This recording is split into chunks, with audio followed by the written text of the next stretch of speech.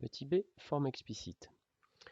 Alors, l'avantage des suites arithmétiques et géométriques, c'est qu'on va pouvoir toujours les écrire sous la forme explicite.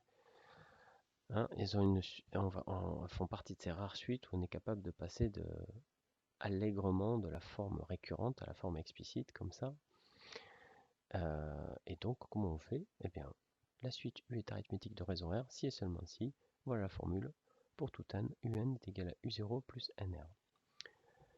Plus généralement, on n'est pas obligé de partir de U0, on peut partir de UP, un indice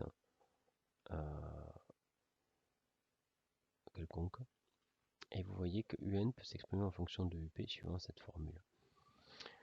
Bon, alors, je ne peux pas vous démontrer cette formule, parce qu'elle réclame un type de démonstration que vous n'avez pas encore vu, qui s'appelle la démonstration par récurrence.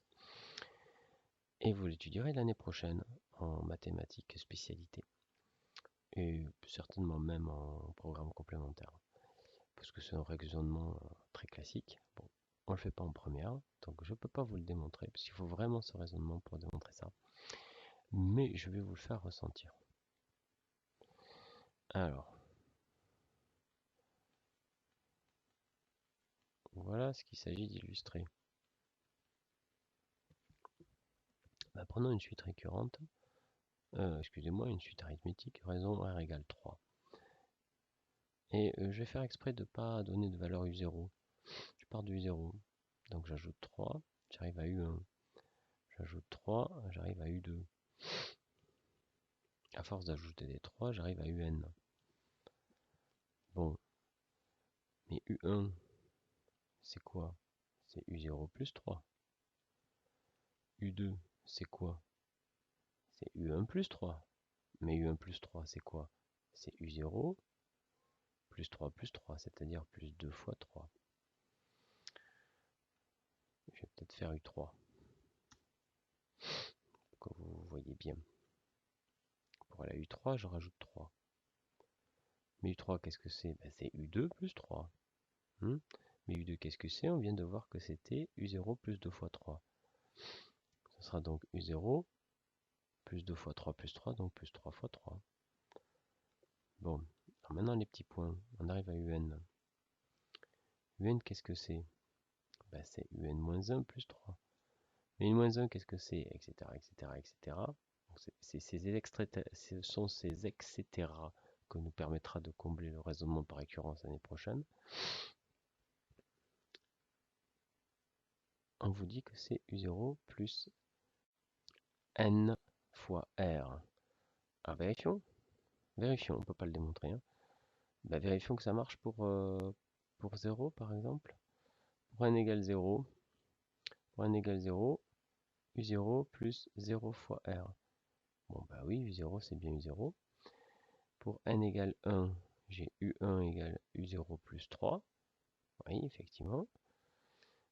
Pour n égale 2, 2, 1, 2, 2, 3, 3, n, n. 0, 0, 1, 1. Bon, vous voyez, ça marche. Alors, quelle autre chose qu'on vous dit? Ah oui, je vous remontre. Un égale UP, et il y a n moins P. Alors, je vais l'écrire quand l'est. UN, c'est UP plus n moins P fois la raison. Bon, c'est un peu pareil. Hein. Regardez, vous voulez passer de U1 à U3. U3, c'est U0 plus 3 fois 3, parce qu'il a fallu 3 pour y aller. Mais si vous partez pas de U0, mais de U1, il y a un 3 qui va manquer.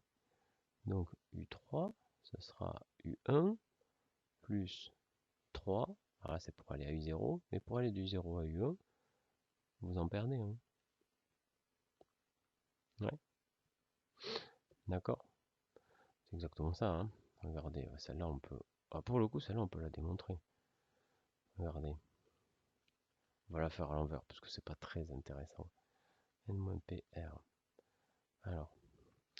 Mais qu'est-ce que c'est si je développe? Ça me fait UP plus NR moins PR.